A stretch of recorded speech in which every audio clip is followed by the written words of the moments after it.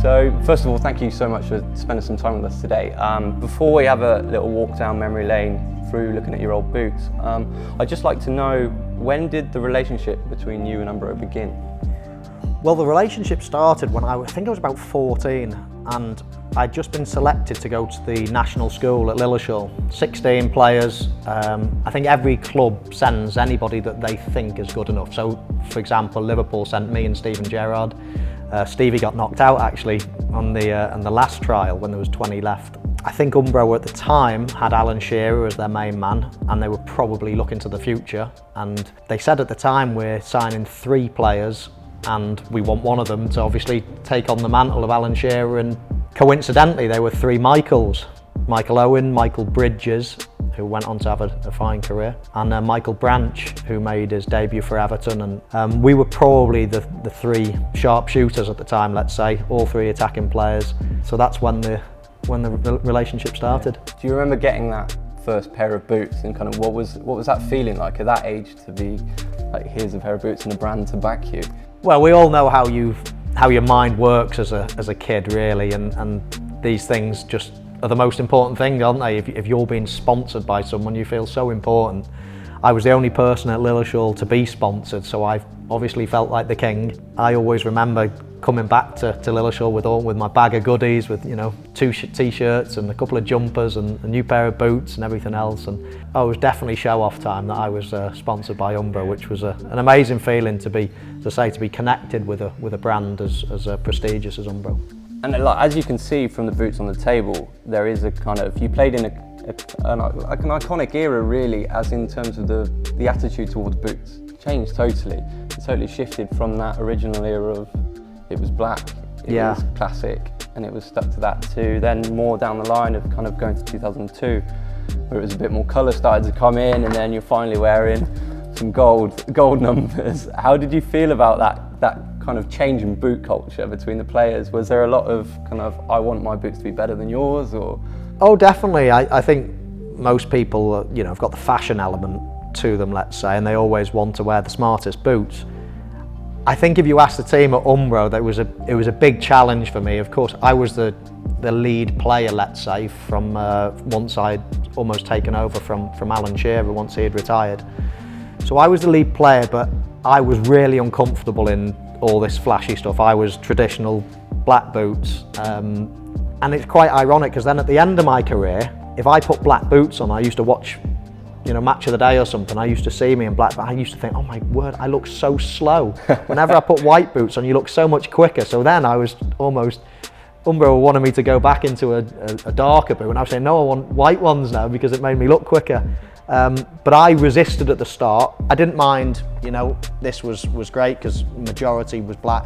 As soon as we started going into white, I was like, I can't wear white. But then I think I wore it for the first time playing for England, and it just matched the kit perfectly. We had the St George's cross. Yeah. So it was almost one fine uniform, but I gradually got used to the colours. Yeah. Is there any particular special memory or goal that you scored in a white boot that stands out in your mind, or is it all? There's probably too many to remember. Yeah, I scored plenty in a white boot, but this is probably the one.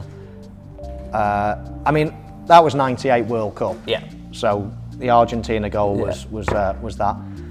I've also got these framed in my house. This is the Germany 5-1. Yeah. So these are framed. Special game. Yeah. So these are framed at the top of my stairs in my bar, in my boys' den. Keep it up there. So I see these quite regularly, and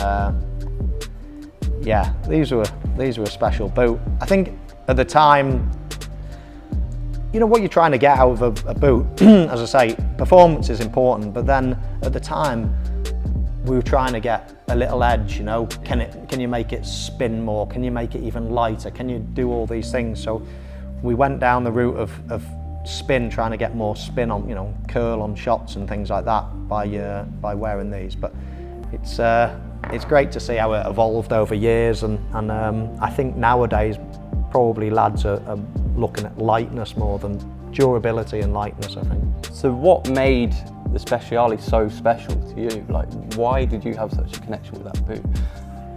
Well, of course, to start with, every brand at the time seemed to have their one signature boot, and the Umbro Speciali was generally regarded as, you know, as the best, I think.